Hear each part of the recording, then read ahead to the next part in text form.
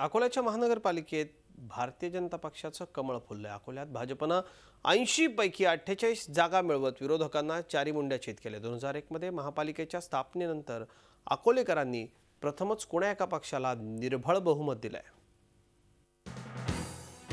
अकोला महापालिकेत भाजपला एक हाती सत्ता मिळाली आहे। भाजपनं 80 पैकी तब्बल 48 जागांवर नेत्रदीपक विजय प्राप्त केलाय।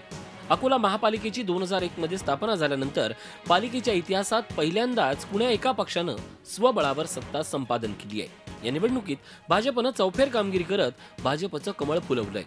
भाजपच्या लाटेत अकोल्यात अनेकांना पराभव स्वीकारावा लागलाय, तर अनेक दिग्गजांनी आपले गडही कायम राखलेत। अकोला भाजपात खासदार संजय धोत्रे आणि गृहराज्यमंत्री डॉक्टर रणजित पाटील यांचे 2 गट आहेत।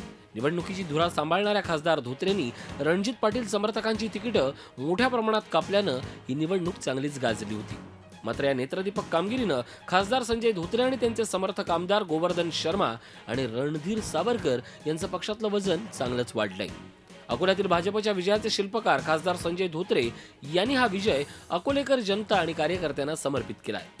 आमचं केंद्रातलं सरकार, राज्यातलं सरकार याची कामगिरी आणि इथे जो गेल्या 2 वर्षात विकास झाला तो आणि आमच्या पक्षाच्या सर्व कार्यकर्त्यांनी, आमचे अध्यक्ष, दोन्ही आमदार आणि सर्व आमचे पदाधिकारी, इतर कार्यकर्ते आणि सगळ्यात मोठ्या या यशाचं जे गमक आहे ते म्हणजे आमची उमेदवार निवड। या निवडणुकीत चांगल्या कामगिरीची अपेक्षा असलेल्या सेना आणि राष्ट्रवादीचा चांगलाच हिरमोड झालाय।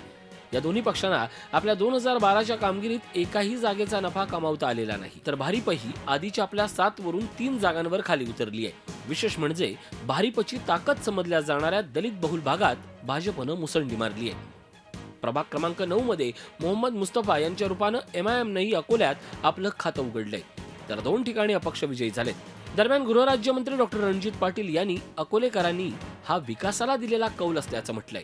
आम्हाला ही सत्ता सर्वसामान्य लोकांच्या जीवनमान बदलण्यासाठी, त्यांचं जीवन अधिक सुखमय होण्यासाठी, या शहराचं नाव खड्ड्याचं शहर न राहता या शहराचं नाव पुन्हा एकदा बगीचाचं शहर, विकासाचं शहर हे नावरूप प्राप्त होण्यासाठी ही सत्ता मिळाली।